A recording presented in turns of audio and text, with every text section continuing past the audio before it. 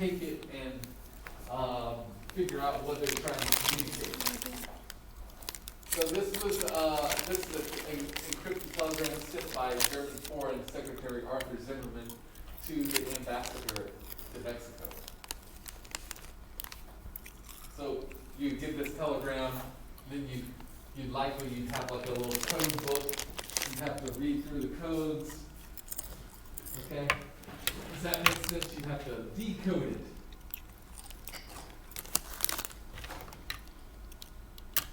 The U.S. enters a war. So here we have President Wilson. He's sailing the ship, steering clear of the rocks. He's trying to chart this middle course between war and intervention, and using justice as his guiding light. Steering clear of the rocks, war and intervention. More American ships were victims of submarine warfare.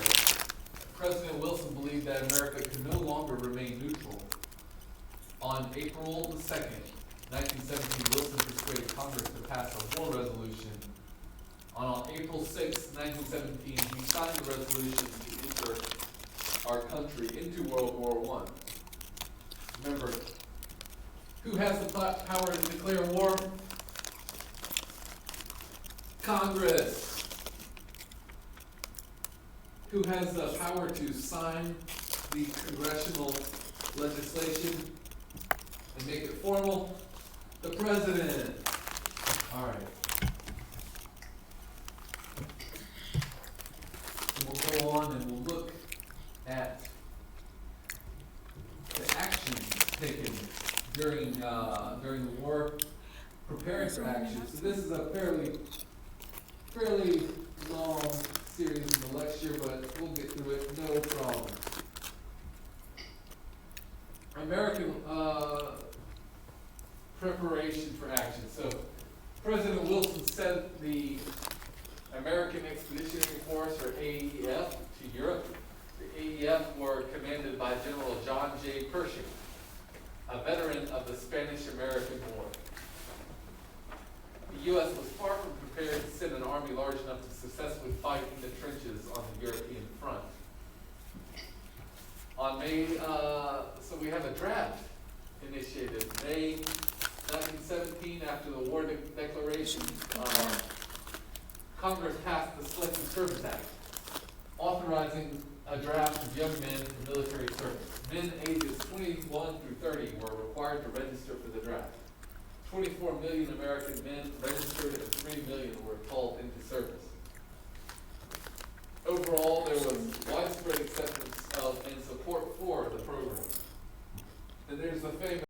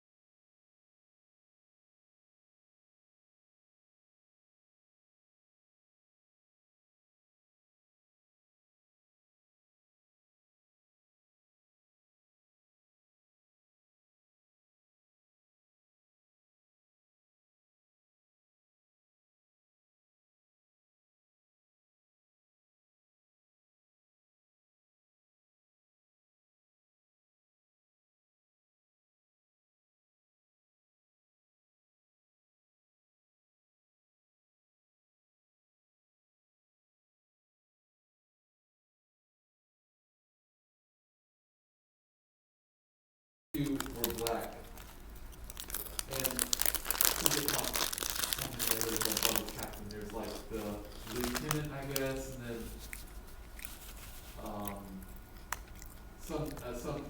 they put the colonel in there. I guess a major, then colonel. Then after colonel comes the general. So, black soldiers often had inadequate training and equipment. Also, a legacy of Jim Crow still in the military. One notable exception, the 369th Infantry Regiment, also known as the Harlem Hellfighters, was especially eager to fight. Known to the French, this all-African-American regiment was integrated into the French Army. Because of their distinguished service, the entire regiment received France's highest combat medal.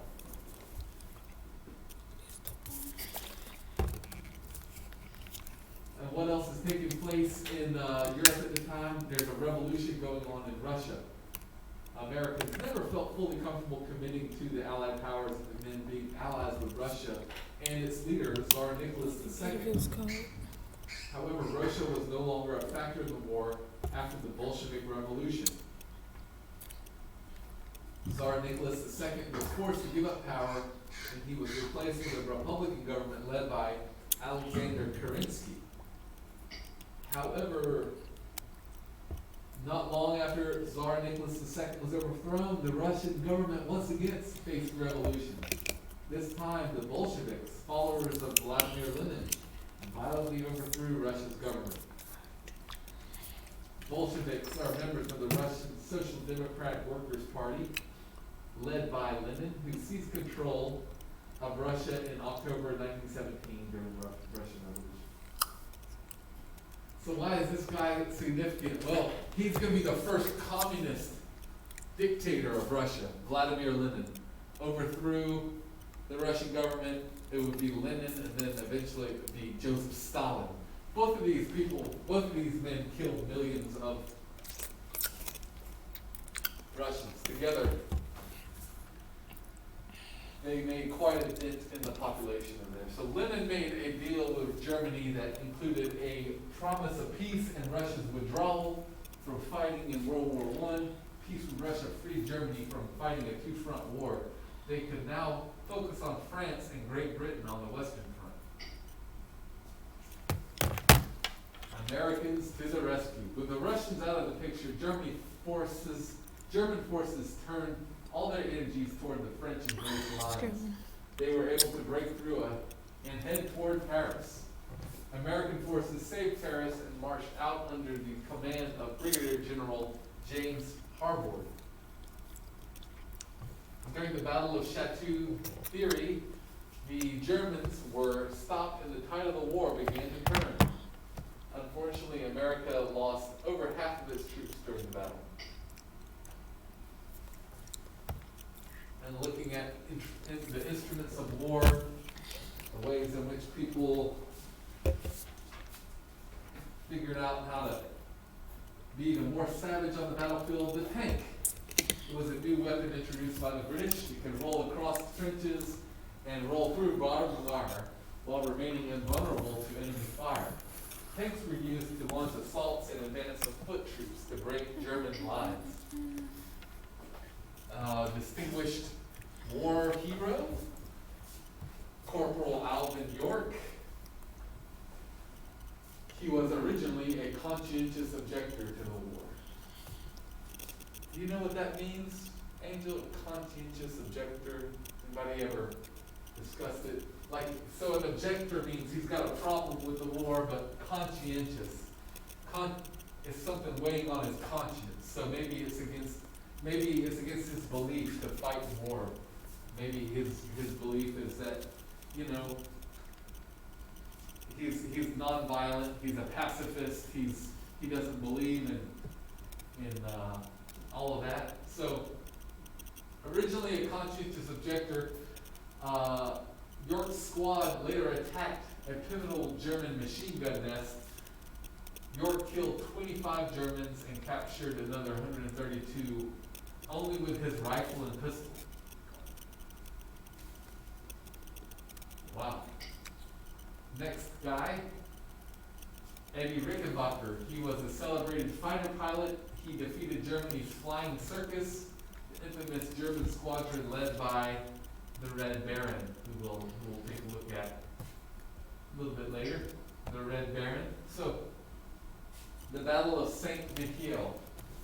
That was the first major military effort entirely in American hands. General Pershing and his troops pushed Germany out of their long-held position, causing the Germans to retreat. The Allies used airplanes to drop bombs and engage in aerial dogfights. So a dogfight, as the name kind of suggests, two dogs going at it. Of course, they're going to be at each other's throats. They're going to be showing their teeth. But a dogfight in this situation is aerial combat maneuvers at a short range. So it's one of those situations like in the movie where you got a bogey on your tail and you're looking around your shoulder and you can't see where the other plane is because you're in mid-air and you're flying in all types of crazy circles. But we'll go ahead and look at this particular